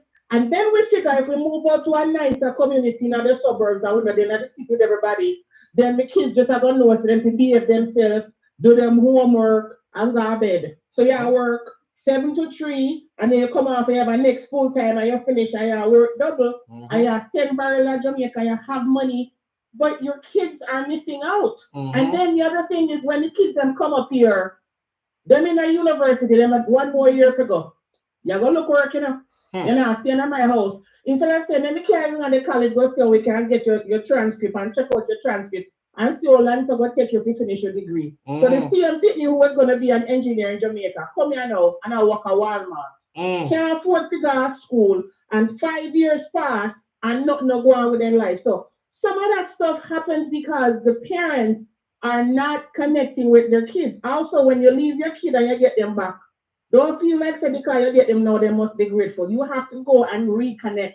The attachment never happened because you left the baby. You left them at 6 weeks. Them don't know you. Them know them granny. And then you say, oh, one day you just get a letter say you get the paper to go foreign. You come on foreign, your mother have 6 new people you never know about. And by the way, me I go work, watch your brother. She never tell her that, you know. So you have no life. So you say, yo, my life is better at Jamaica. And so we go back and forth. So some of what I see with the kids, them we say they're not here. They're not a guidance because some of them parents gone foreign left them. And the same thing happened with us when we come here. We don't reconnect with our kids on a personal level. You have to go get therapy. Some of them have to get therapy. Them just now gonna be grateful because you used to tie out go to money time and them come out with paper and take you 10 years to struggle to get papers and deliver people basement. They don't know nothing about that. Them come with green card. And as soon as them reach here, them catch the American mentality. So we have to recognize that bringing your kids here when you ever leave Jamaica and come off here and run off and leave your kids at Jamaica, probably you leave from Jamaica. Because you come here sometimes 3, 4, 5 years, you don't get no paper. So you can't go home, he might misbehave, he knows his mother can't come, and all him knows every week his mother send money. And you waste your time and you buy Jordans and you buy Nike and you can't even afford it to impress them at Jamaica. So when him come here now, you say, boy, me can't got the Nike store now because I don't have money. But my whole life I'll wear Nike and Jordan and name brand shoes. So we have to be cognizant of the fact that it's not just crime. Crime come from somewhere. Crime not just happen. And we will have to start to have dialogues about where we do, how we see foreign, what our role is when we come here, and how do we adjust to make sure that we prepare our kids to come here, or if we're leaving our kids back home, make sure we have proper measures in place back home until they come. Because I just finished my dissertation. One of the results I found from my dissertation was you are better off, the mother-child relationship was better off in a Jamaica than it was in a foreign. Let me leave it at that. Thank you for your topic. But the Jamaican barrel children is a heartbreak to me because I never planned to do a PhD. I was just a nice social worker, mind the business. And as I start to look at the Jamaican families, I remember one day a lady we could pick her up from work at the hotel, and our son used to go to private school at Jamaica. And we could pick her up one day, and she said, "This is my son." And all of a sudden, she said, "Go back on the back and don't come around." I said, "I say, oh, you talk to like that?" Yeah, me have to work and him can't disturb me right now at the hotel. I'm a call little boy and I say, "Come here." I say, do you know what your mom, what kind of work she does? I said, "People pay to live upstairs, so you have to use your inside voice." And that was right there, and then we started to ask, "Listen, when I go home this evening, he don't remember you. He don't even with your father, he don't know you. You want to go up, if you're tired, you're going to have to play with him, spend time with him." And when we tell her, she do what she could do, and then reconnect, you couldn't tell them separated. But we have to start thinking about more than just money and clothes and shoes and go back to Jamaica and look good. I will go everybody some money and stop do that to ourselves and really invest in our mental health. And it's more than just being depressed and have anxiety. And don't even start about the depression, please. Because we depressed and go work. We are nurse and we take care of the people at the hospital and the nurse. And then when we go home, we back after our family. So our diagnosis of depression is not even in the textbook. In that textbook, depression, you overeat, undereat, sleep too much, don't sleep enough, you're lethargic, nobody. We got to work and do and defy all of that. We are the best nurse, we are the best OT staff, the best PT staff, and everybody loves us. And as soon as you come, first of all, you can't stop cleaning, you don't know how to rest, You clean your house from morning till night. You have this big old house and you get vacation. You can't rest. You clean. Nobody can touch nothing. You can't stomp on the couch. Don't go over there. And you're putting them miserable, but you have everything materially. And this is why, one of the reasons why we're having some of the problems. I believe with our family. I'll leave it at that. But bless up yourself. Manners and respect, Carla. Yes. She obviously is highly educated on the subject. I lie? Now check it. As she was talking, because I'm telling us I love read. As she was talking, my right hand was over here pulling up. She hit every nail in the wood just now. Nail down every one of them. These, what you're talking about, for those of you who wasn't following, she's basically showing us different paradigms, different angles into how the youth them end up, which part them end up. Like how I was saying, then 6 sound as friend sit down and plan that. And nobody couldn't say to the other one, say, don't do it, now go work, choose a better way, we are go dead, let me out of the car, me no want go. The 6 sound go make police kill off the 6 sound one time, 5 more do the same thing. So she is putting another angle to it. And it is true. Remember, I know Jamaica has more Jamaicans living outside of Jamaica than in Jamaica, which at one point makes Jamaicans living outside of Jamaica the most powerful group of Jamaicans there are. And they just did a new study, and the new study shows that remittance money is actually more than tourism money, even though they tried to downplay it for quite some time. Most of the tourism money actually leaves Jamaica because all them business there, them a foreigner open up them big business there and the all-inclusive resorts and the this and the that. And for them money, I go back to which part them come from. Remittance dollars are going into the country and are staying there and are feeding our families and friends that we have back there, right? Right. So the most powerful set of Jamaicans, but a whole heap of them, what fraction of that have children that they have actually left behind? Children who them not have you there for them guidance. You run off, go and look better life. You run off there far and work 2 jobs. Just like she just said, some people papers not straight. Some people don't get straight for many years. So the child suffers, no parents there. There's an article that is called Children and Families, Mental Health and Trauma. What I learned telling the stories of the children of the Caribbean barrel children. One real article. What I learned telling the story of the Caribbean barrel children. And it was written by CHJ fellow Melissa Noel. Listen, it goes deep. But I will just take out one little piece I can give you this morning. And who wants to go read the entire thing can read it. What does it mean to build a community around this issue? This is a question I ask myself over and over, and I explore the long-term emotional and psychological impact on parental separation due to migration on the Caribbean's barrel children and their families, both in the region and those in the United States. She said, when I started my reporting on this issue over a year ago, I knew that I wanted the stories I did to actively involve the communities they were about, as well as serve as a catalyst for further change in the community where discussion of mental health issues are often considered taboo. This is how barrel picnic get traumatized in many different ways and don't even know it. If your mama left you, your daddy left you, and they came back some years later, yeah, them come back. But what happened in the space and time from when they left you to the time they came back and got you has got you traumatized all the way into your adulthood. And a lot of us aren't even looking at that or facing that, but they're doing deep studies into it to show you that that is exactly what's happening. RL says, boy, shouldn't the nail upon the head 100 out of 100. I want to know if you go read this. It's too long for me to read it now. But if you don't read it, me have to go read it too now. All right? Now, what it says is these, if you fall into this group, most likely you're suffering right now, unless you recognize that and got help for it, you're suffering from communication issues. You're suffering, says it right here, you're suffering from abandonment issues. You're suffering from, and all these issues you carry over long term, which affects all aspects of your life. On the need to read the article here because it is well put together and it's put together by somebody who's done deep studies, just like the individual that just called in just now, right?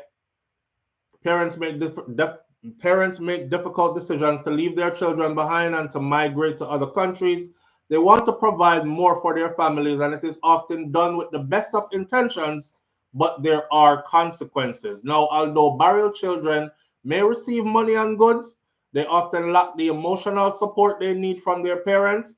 Mental health professionals say that this can lead to, and most suffer from, low self-esteem, depression, feeling of abandonment, and these feelings, they say, lead to behavioral problems and poor performance throughout life. Now, that's all me I got to dig out of it to give you. Again, if you want to read it, it is Center for Health Journalism.org doing a study written by CHJ fellow Melissa Noel. The article name is What I Learned, Telling the Stories of the Caribbean's Barrel Children. Now, this is facts. I mean, this is studies being done outside of us, about us. It's important that you recognize that. Some of we frig up in our life and don't even know where it come from. Some anger and some resentment and it affects you right throughout your life, right? This is an angle. This is an angle. It's not just the youth them where, which part in mother there? Boy, mother gone a foreign in about 5 years now. You know, she it go already, she run off, go look a better life, but she ain't too straight still, so she have a low key and thing. I mean, she sending things for him, regular thing, but him not have her. When father there? Boy, we don't know, if him father left him from him about 2. So you don't have no father, you don't have no mother, and granny and raise him, and granny can't really control him, because you see it, him a grow big now. Yeah, and his mother still not straight. And yeah, his mom has the best intentions. One day I'm gonna get my son, carry him come here, so for better opportunity. But in the meantime, him there Jamaica pile up. Not just Jamaica, but other Caribbean islands too. But in the meantime, I talk Jamaica specifically. In there, Jamaica pile up. He's longing for some fatherhood. He's longing for a male figure in his life who is going to be that guy that he can look up to. Every little youth longs for a male figure in his life that he could look up to. That is the reason why Dons end up being so successful in Jamaica in recruiting your young youths. Daddy not dead there, so Don I got play a daddy. Miras, I'll go deeper than that. You going with me? Right now the talk is, yeah, my father. Where I say my father or daddy? Man call man daddy. And my father. And where I say my father? Me not call no man my father unless me never have one father and the man that actually play a father figure. Speaking of that, yesterday I was watching the interview with Madsus. I mean, I watched an interview with Sean Storm, and I encourage all of you to go watch it. I'm not going to dissect their interview too much because I really want you to go watch it. But in there, you had Madsus calling Vibes Cartel his father. And some guys in our comment section I talk about him, and Cartel must touch him up. Him I talk about my daddy and my father. We don't really pay attention to them kind of people there. Because like I've said before, this is reasoning with intelligence. If you think that what you said came from nowhere, you really don't understand yourself or humans and how we work. If you think that way, you just sit down and type out whatever insult it may have been. I look for suck off the man hood. And you're a man that's saying that to another man. I want you to understand that it tells more about you than it does about the guy you're saying that to. What it tells me as an individual who has studied to some degree how we function as human beings, it tells me that that is what is in your mental space. You are there actually thinking about a man holding a next man mouth. Now you go write it out and you're going to try to deflect your thoughts, your homosexual thoughts, because it's taboo to your culture. Me and a Batman, me and a Batman, not me never run Batman joke, dog. So how come every time somebody gets you mad, the first thing you say is, yeah, Batman, you know, big Bat boy, me not even like him. Oh yeah, support cartel, so you support cartel like you're a gal. Me know why you know you wait to suck off him hood. There's no way you can type out something like that without slowly running it through your mental space first. So I want to realize how backwards a lot of our people are. It is the level of intelligence that helps you to know that, wait, me just type this out. I think this and type it out, you know. Man, erase that, man. Man, go clean up your mental space, man. In your mental space, that the brother. That's why you are type that. So when I saw Madsusa call cartel in father yesterday, it wasn't on that Batman level what some guys would have tried to bring it to, because he actually explained it. He says literally cartel is a father figure to him. And from the day they got sentenced to the day they got free, cartel never left him out. You know, some friend care you go someplace or you got to someplace because them they want to fry the friend there, so them fry you with him. The guy never left we out. Him never make we suffer like beyond him help with anything him have we have to kind of thing. So he call him that, right? Now that's understandable for somebody who didn't have that type of a father figure. Now that's exactly what I bring back home to you now by saying every young youth wants to have a father figure. That's why it's important to have a real father in the house. Preferably their biological father who's clicking and functioning in the proper way. But if he's not there, hopefully an uncle, somebody can fill in. And if you don't have that, they're going to the streets. And you better hope them find positive influence, a coach at school, a guidance counselor at school, a maths teacher, something. Not the done where I lock the area. Not the next 4 gunmen them in the area. So when mommy not there, daddy not there, the picnic them go astray. Yesterday, what I took away from that interview with Sean Storm says important things. People were expecting to see Sean Storm well loud and jovial and talk a lot, and they've been gone for 13 years. And who was 10 when them get arrested is 23 now. So that's a big gap in time. I want to tell you that nobody is the same person 13 years later, but your core personality never leaves you. Sean Storm has always been exactly like you see him there in the video. He has always been the reserved, quiet type. Yeah. So people were like, put the mic up to him more, make him talk more, no man. This boring. It wasn't boring. Pay attention. It wasn't boring. The brother says, study the law.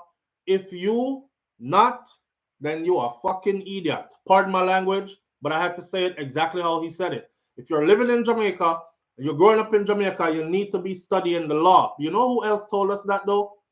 Marcus Mosiah Garvey. Marcus Mosiah Garvey said you must study the law in the land which you live. These laws govern your life, and you must master the language that is spoken in the land which you live, because that governs your life. So Sean come out now and him says study the law, and if you don't know study the law out there, yeah, idiot. Best thing I'm gonna tell you is this: hold the straight and narrow, because it's easy if you go in a prison, and it's very hard to come out. The system is designed to keep you in there once they get you in there. Get picked up for a bag of weed. Next thing I get charged for murder. Beat the murder case, then put the next one for you. Now you're charged for double murder. Then the next thing you know, 13 years in your fighting, hundreds of thousands and millions of dollars later, if you have them resources there. There's a lot of people here in the US that could tell you the same story. The man said he's enjoying his freedom and he's working, keeping in shape, cleansing, consuming, not eating, but I'm keeping shape, I'm keeping body healthy. I'm gonna check Vaga, get him roots and thing, and the cleansers so he can clean out his internal system. And then Cartel and Madsus join the live. I think it's a live that y'all really want to see. What he's telling you is health is wealth. 13 years in prison and him come out and him no want to run down no girl and go party and no be all over the place and feel like me I catch up on what me did miss. Them 13 years taught him to sit still. Watch very closely who me bring around me or who me go around. Take care of my physical health. And them something down the fair though. Those are the things you're supposed to be doing. Watch who you bring around you. Watch where you go. Watch the things that you get involved in and watch the things that you say. Take care of your physical health. There's a bonus to that video on Context Matters because Vibes Cartel and Madsus joined the live when they were going live, when Isaac was interviewing Sean Storm. So you get 3 of them in a one interview. Very interesting to see their friendship levels and the camaraderie and all that. Sean said, boy, what me tell you about prison is this. You lose everything and you can't get nothing back. Nothing. Enough youth in there, they did nothing. And they still ended up in there. He spoke specifically about watching young youths come in there or forward in there, and when them realize the conditions of in there, within a week's time, they lose their sanity altogether. Mad out. Them have to bring them when them call the madman block. Them have to bring them over to where the mentally ill people are. So on the day of road, I go on with your foolishness. And it's not only grave you can end up in, my friend. Me tell you about the wheelchair. I'm bedridden. It's not only that too. If you end up a prison, you could very well end up being one of these people. I don't know if y'all ever seen Jamaica prison conditions. Your mind have to be strong as Ross to live that day in, day out. Especially if the judge is talking about no 20 odd, 30 odd, 40 odd, 50 odd years. Sean said, him see man come through, forward through the gate. Standing up straight, speaking normal, communicating, jovial and everything. 1 week pass, mad out. Completely mad out. Losing their sanity, he said.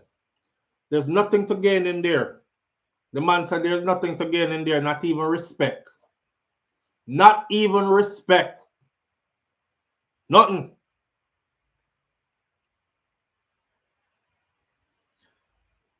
Himself, you do everything in your powers to make sure, say, you don't end up going down that road.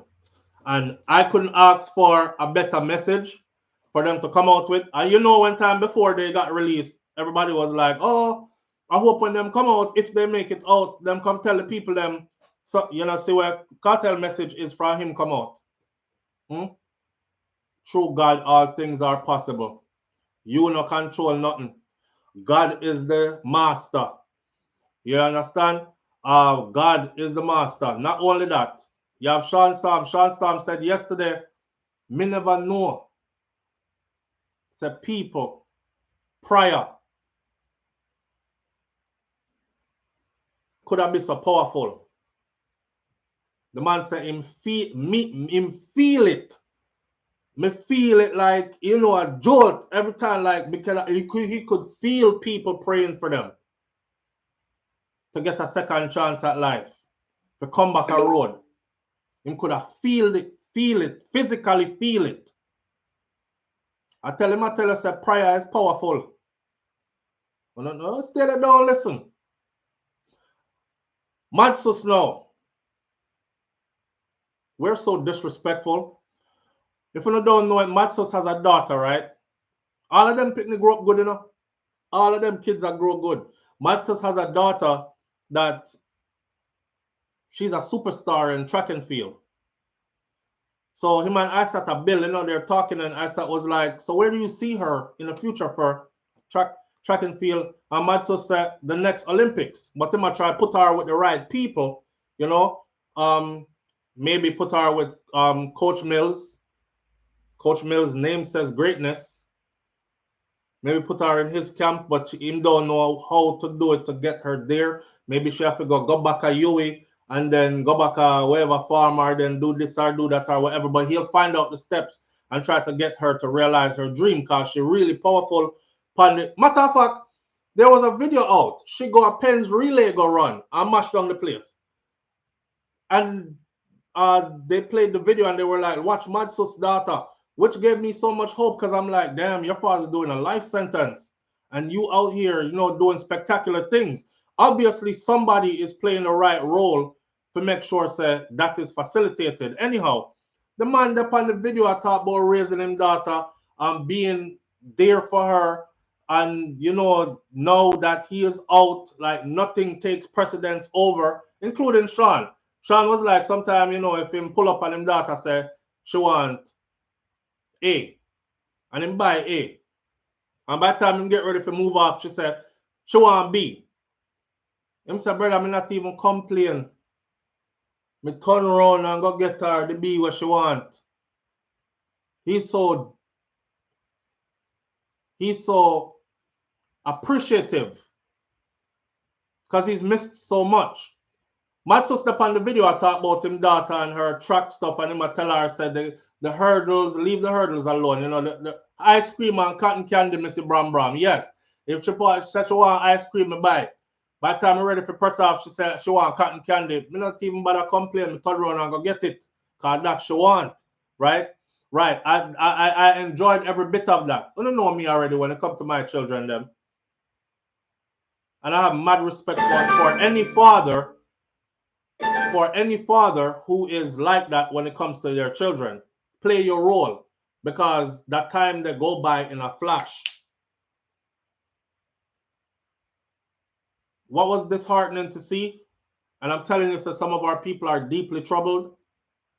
The man them depend the live I talk about Batman this and man touch up him bottom and you can't see it and all these things, and the man's daughter is on the live, and some people are trying to tell them like, yo, chill, his daughter is right here, you know.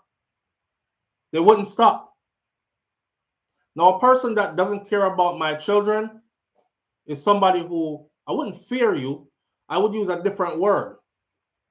If you don't care about my children, you could easily become my enemy. But you're a walking red flag to me.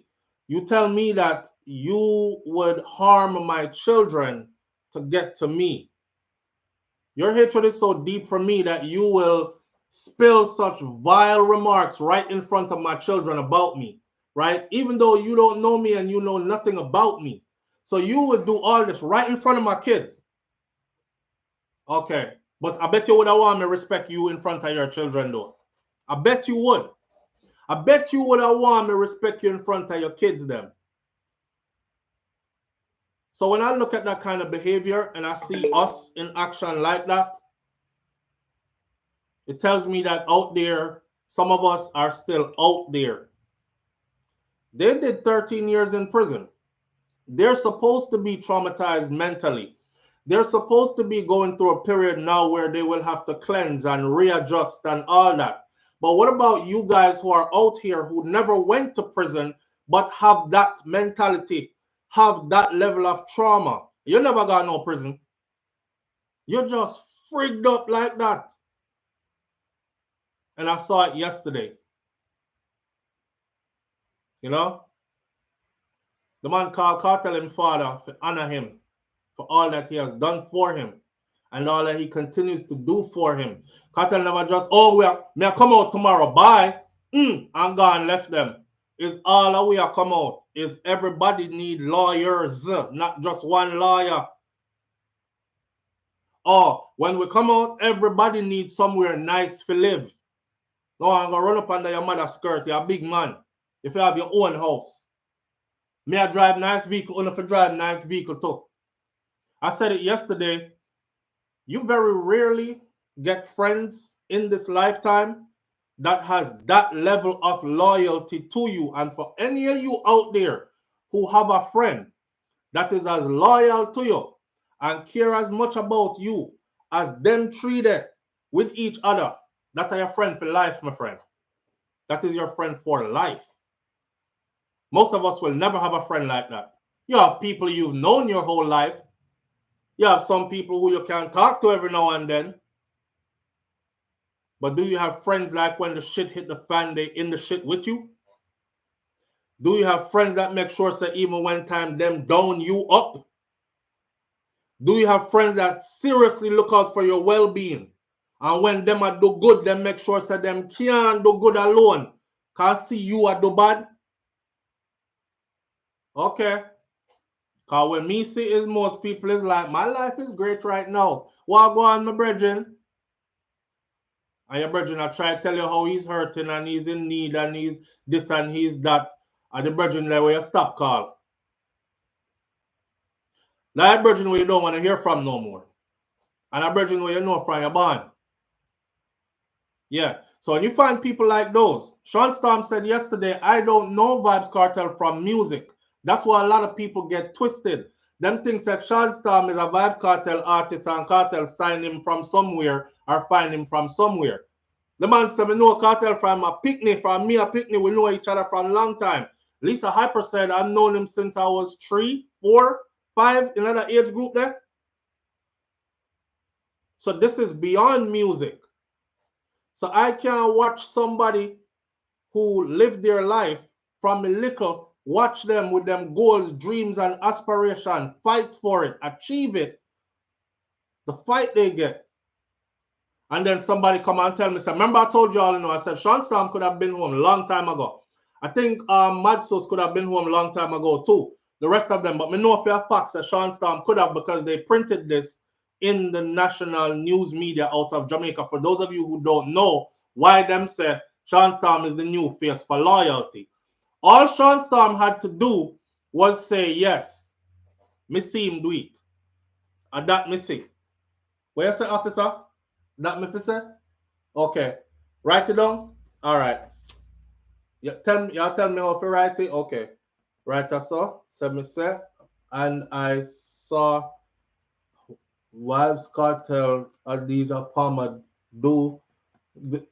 That's all Sean had to do.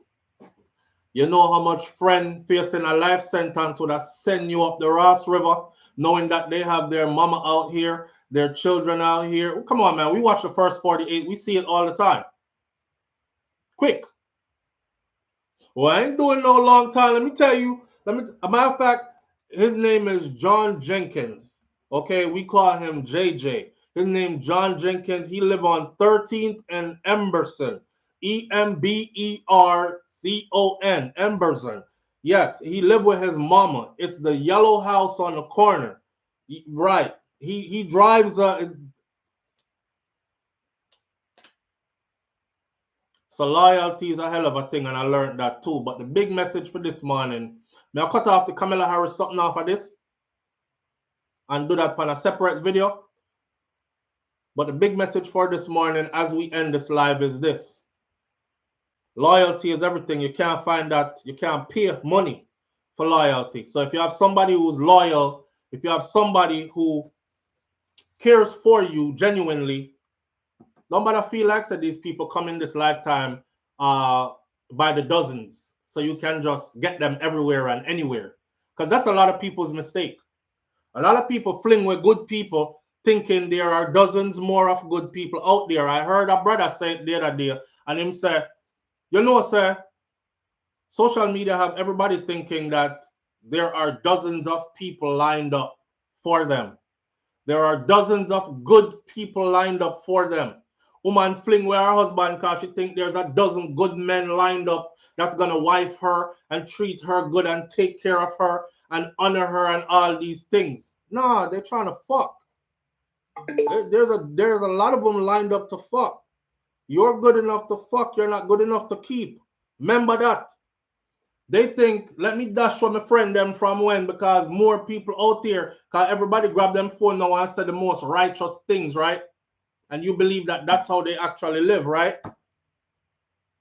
So we're living in that world where people are expendable. But hold on upon that message this morning. Couple of messages I'm going to close with this morning. Let me close out like this. Friend and company, whether you are young or you are grown, friend and company must be a serious consideration for you. Okay? Your friends will determine what happens next in your life.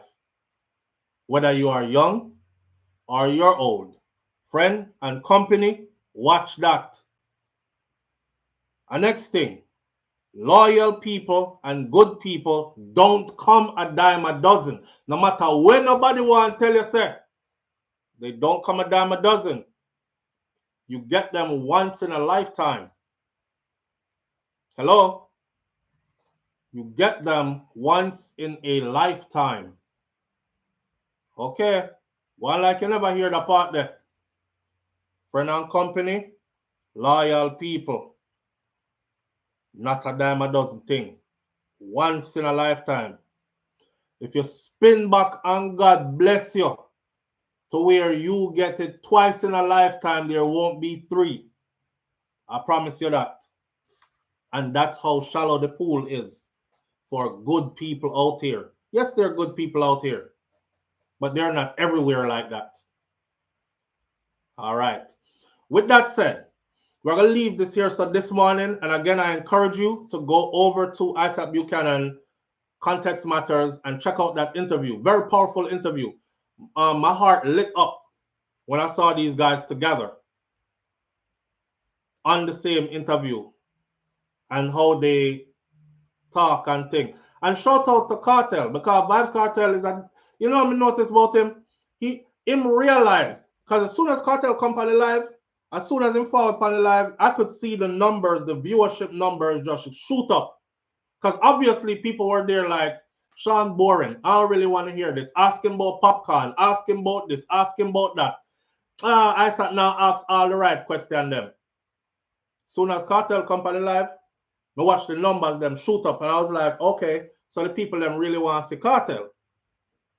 Cartel was very adamant that Isaac ask me where I ask me so we can answer and cut, because this is Sean's interview. This is Sean's moment. And I was like, wow. Wow. You know how people full of themselves? Some people so full of themselves, they will overshadow your friggin' moment and never remember you. Just to make you know, say, you smaller than me. So nobody feel like you're bigger than me. Y'all go watch the interview, man. You'll catch everything that I just said to you and more, right? It's Friday. Manners and respect to each and every one of you tuning in.